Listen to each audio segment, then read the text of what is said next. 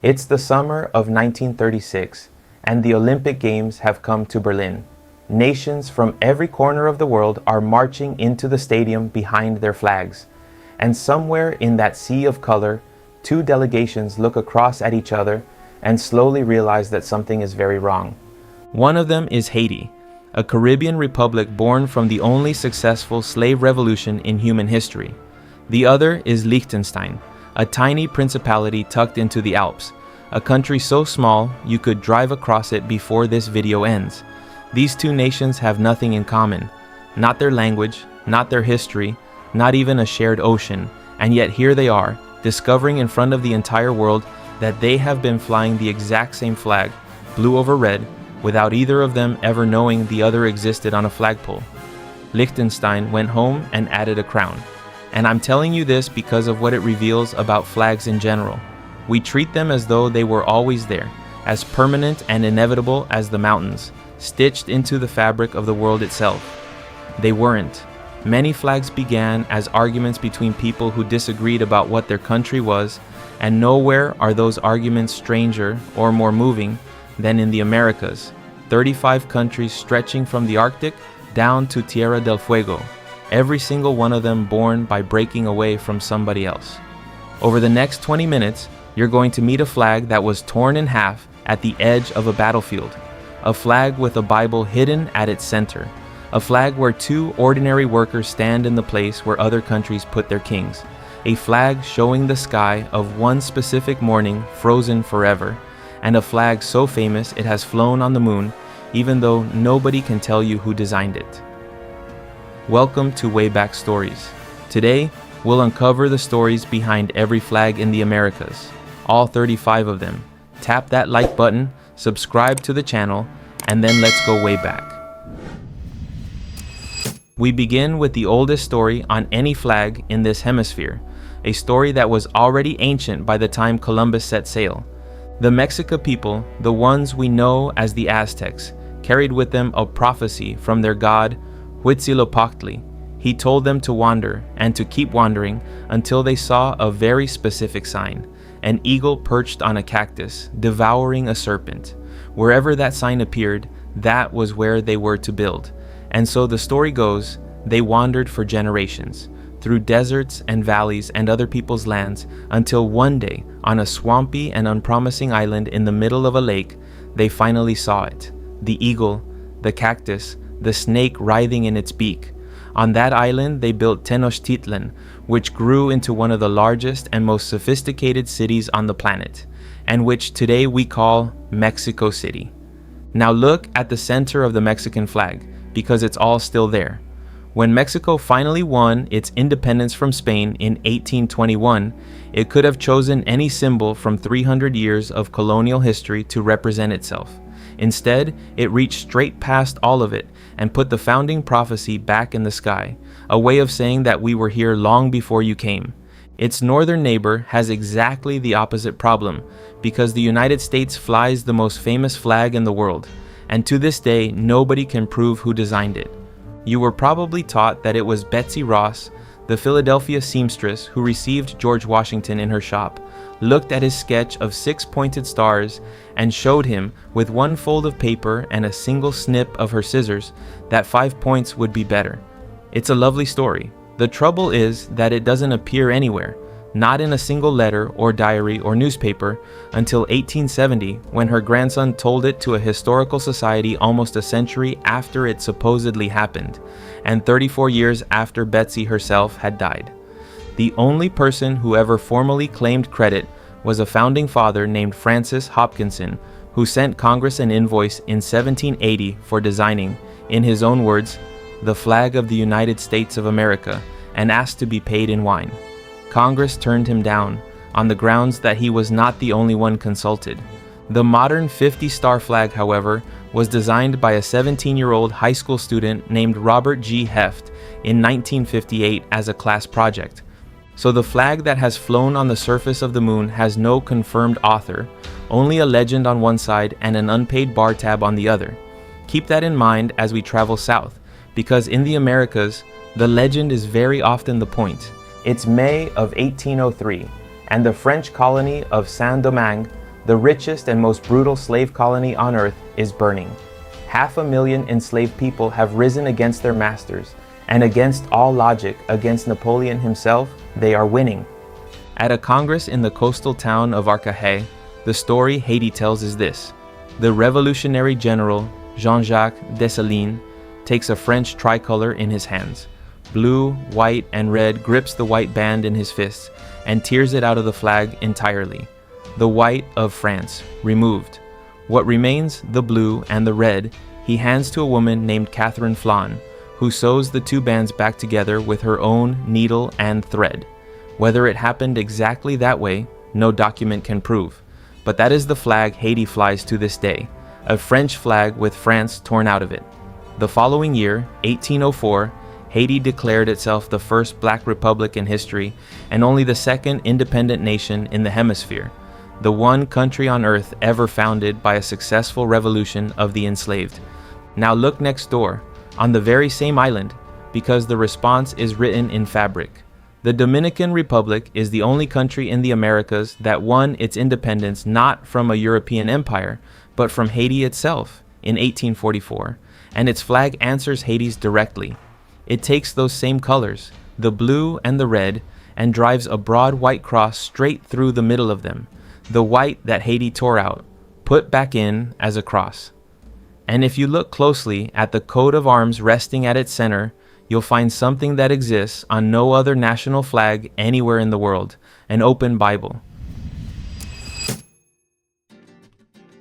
Cuba's flag, meanwhile, wasn't born in Cuba at all. It was designed in 1849 in New York City by exiles dreaming of a homeland they couldn't return to, a general named Narciso Lopez, and a poet named Miguel Turbe Tolon, sketching stripes and a lone star for a country that did not yet exist. Men carried that flag ashore in doomed expeditions and died underneath it, and for more than half a century it remained a flag without a nation, until 1902, when Cuba finally became independent, and the exiles' drawing rose at last over Havana. Further southwest, here's a question worth pausing on. Why do Guatemala, El Salvador, Honduras, Nicaragua, and Costa Rica all fly what looks, at a glance, like essentially the same flag? Blue on top, white in the middle, blue underneath? The answer is that they used to be the same country. In 1823, after breaking away from Spain, the five of them joined together as a single nation called the Federal Republic of Central America, and it flew a blue-white-blue banner modeled on Argentina's two bands of blue for the two oceans pressing in on either side, and white for the land of peace lying between them. That republic survived barely 2 decades before collapsing into rivalry and civil war, and it split into 5 separate countries. But the part I find remarkable is that every single fragment kept the flag. Guatemala turned its stripes vertical and placed a quetzal at the center, a bird which, according to legend, dies in captivity, and so can only ever live free. El Salvador kept its bands and wrote its ideals into the seal between them. Nicaragua kept them too, and inside its emblem it painted a rainbow, which quietly makes it one of only 2 national flags on earth to contain the color purple. The other belongs to a small Caribbean island we'll meet before this video is over. Costa Rica added a bold band of red in 1848, and the person who added it was Pacifica Fernandez, the wife of the president, who had been following the revolution sweeping through France that year and wanted her country's flag to carry some of that same fire. And then there is Honduras, which placed 5 blue stars at the very center of its flag, one for each of the old republics. Think about what that actually means. The Federation died in the 1840s, and yet its dream of reunion has been flying over Tegucigalpa ever since, a hope that outlived the country that dreamed it, by nearly 200 years and counting. 2 of their neighbors stand slightly apart from this family. Belize, which only became independent in 1981, flies the only national flag in the world with human beings as its central design. 2 woodcutters, one of African descent and one of mixed heritage, standing shoulder to shoulder with the tools of their trade, occupying the space where other countries put kings and eagles. And Panama's first flag had to be sewn in secret. In 1903, as the country prepared to break away from Colombia, a woman named Maria Osa de Amador stitched it behind closed shutters, knowing exactly what would happen to her if she was discovered. The design itself, drawn by the new president's son, is really a peace treaty rendered in fabric. 4 quarters, blue for one political party and red for its rival, with white standing between them, for the peace they promised each other. It isn't a victory banner at all, it's a truce. Now for a flag that was born, if you believe the man who made it, at a dinner party in Europe. Francisco de Miranda was a Venezuelan revolutionary who spent most of his life abroad, moving through the courts and salons of Europe, endlessly plotting the liberation of a continent he could barely set foot on. And Miranda himself liked to tell the story of an evening he spent with the German writer Goethe, who told him, or so Miranda claimed, that human destiny could be painted in the primary colors, yellow, blue, and red. Later generations sharpened the meaning into something almost like a sentence you can read: yellow for the gold of the New World, blue for the ocean, and red for blood, the riches of America, separated from Spain by the sea at the price of blood. Did Goethe actually say any of this? We have only Miranda's word for it, and Miranda was a man who understood the value of a good story. But what we know for certain is that in 1806, he raised that yellow, blue, and red over South American soil for the first time. And when Simón Bolívar went on to liberate the north of the continent, Miranda's tricolor became the flag of Gran Colombia, one enormous nation covering what is now Colombia, Venezuela, and Ecuador. And just like Central America, it shattered. And just like Central America, every piece kept the flag. Colombia holds the plain tricolor to this day. Ecuador lays a great condor over it, wings spread wide, watching from the Andes. Venezuela arcs a row of stars across the blue, and in 2006 it added an 8th star, fulfilling a decree that Bolívar himself had written almost 200 years earlier. One conversation at a dinner table in Europe, if Miranda told it true, is still flying over 3 countries. It's the 27th of February, 1812, on the banks of the Paraná River, and an Argentine general named Manuel Belgrano is raising a brand new flag for the very first time, sky blue and white. The legend insists that he simply looked up and took what he saw: the blue of the sky, the white of the clouds, the sun breaking through between them. The truth was probably more political and less poetic, as truths tend to be, but the sun stayed. It's still there today. The golden sun of May with its serene human face, named for the May Revolution that set independence in motion. And Uruguay, born as both sibling and rival to Argentina, flies that very same sun on stripes of its own. Peru has a sky legend of its own. The liberator José de San Martín, as the story goes, landed on the southern coast of Peru, fell asleep on the shore, and woke to find the sky above him filled with flamingos, red wings beating over white breasts, and declared that there, in those colors, was the flag of liberty. Historians will tell you the story was written down decades after the fact, by a writer with an eye for a scene. Peruvians will tell you that this doesn't matter in the slightest. Bolivia went further than a legend.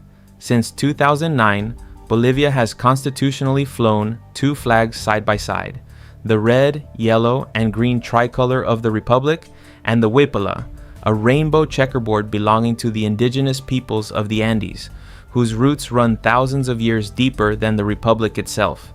2 flags and 2 histories, flown by one country that refused to choose between them.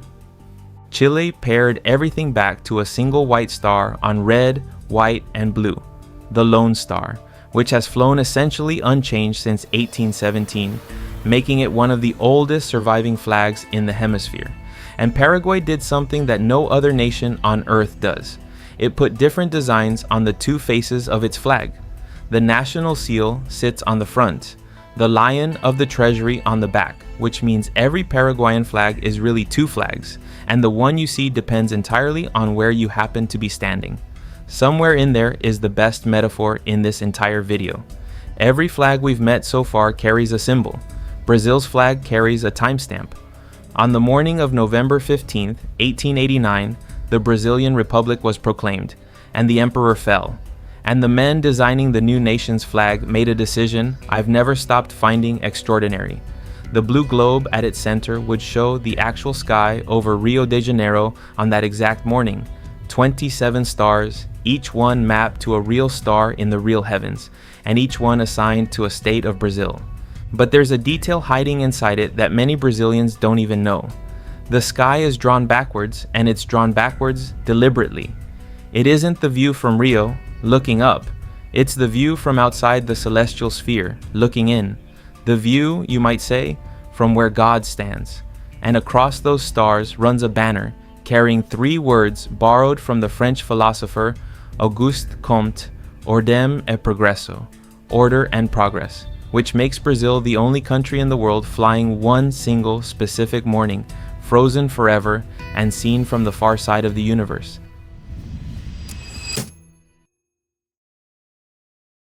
And now the story accelerates, because between 1962 and 1983, the map of the Caribbean redraws itself almost completely. One after another, British colonies become nations, and at midnight ceremonies across the islands the Union Jack comes down, while something entirely new goes up in its place. But notice the difference this time. The flags we've met so far were born on battlefields and in exile. These flags were born in classrooms and art studios, in national competitions that anyone at all could enter. Jamaica goes first in 1962 with a flag that is quietly one of a kind, because it's the only national flag on earth that contains no red, no white, and no blue. Nothing borrowed from the empires whatsoever, just black, green, and gold, with a creed to carry them. Hardships there are, but the land is green, and the sun shineth. That same year, Trinidad and Tobago raised a red flag slashed from corner to corner with black, the work of an artist named Carlisle Chang, who folded the sun, the sea, and the strength of a people into 3 colors. Barbados follows in 1966, and its flag rewards a closer look because the golden trident at its center is broken. It's the trident of Neptune snapped in 2, the head kept for the sea that has always defined the island, and the shaft deliberately gone for a colonial past cut clean away. It was designed by an art teacher named Grantley Prescott, who entered an open national competition and won. That same year, Guyana raises its golden arrowhead, and here the designer is genuinely surprising, because he wasn't Guyanese at all. He was an American named Whitney Smith, a man who loved flags so deeply that he founded the academic field that studies them. Suriname joins in 1975, flying a single golden star for the unity of all its peoples, and the Bahamas arrives in 1973, its aquamarine and gold drawn out of a national contest. Then come the islands that put ordinary citizens on the flagpole, one after another. Antigua and Barbuda's rising sun came from an art teacher named Reginald Samuel. St. Lucia's twin triangles came from the painter Dunstan St. Omer, who captured the patents, the 2 volcanic peaks that rise out of the sea like the island's own signature. Grenada put a nutmeg on its flag, because this one small island supplied a meaningful share of the entire world's crop. St. Vincent and the Grenadines arranged 3 green diamonds into the shape of a V for the gems of the Antilles, and Dominica placed its sacred Cicero parrot at the center, a bird that exists nowhere else on earth, painted in feathers of purple, making Dominica the second of our 2 purple flags, drawn by a playwright named Alwyn Bully. And in 1983 came the very last of them. St. Kitts and Nevis, the final British colony in the Caribbean to become a nation, chose its flag from more than 250 entries in a public competition, and the winner turned out to be a student named Edris Lewis, which means the age of empires in the Caribbean ended, quite literally, with a piece of schoolwork being raised up a flagpole. Which leaves us with the second largest country on earth, flying what is in a sense the youngest flag in this whole story, because until 1965, Canada didn't really have a flag of its own. It flew the Red Ensign, a colonial-style banner with the Union Jack tucked into the corner, even though Canada had been governing itself for nearly a century. And when Prime Minister Lester Pearson proposed replacing it, the country very nearly tore itself apart over the question. There were months of furious debate in Parliament and thousands of designs submitted from every corner of the country, with veterans accusing the government of betraying the flag they had fought and buried friends under, while a younger generation asked just as loudly, why their country was still wearing another country's symbol in its corner? The answer came from a historian named George Stanley, who looked up at the flag flying over his own military college, a simple pattern of red, white, and red, and suggested placing a single red maple leaf at its heart. There would be no Union Jack on it, no crown, no reference to conquest of any kind, just a leaf. It rose for the first time on February 15, 1965, and a design that had triggered a national crisis became, within a single generation, one of the most beloved flags on the planet. So there they are, 35 countries. And if you look back across all of them, you'll notice what was missing. There were almost no kings anywhere, and almost no crowns. The flags of the old world carry dynasties and conquests, but the flags of the Americas carry something different. They carry arguments and they carry dreams. If this is the kind of history you love, the story underneath the symbol, subscribe, because there's a whole world of flags left to explore, and the stories behind every European flag are waiting for you right here.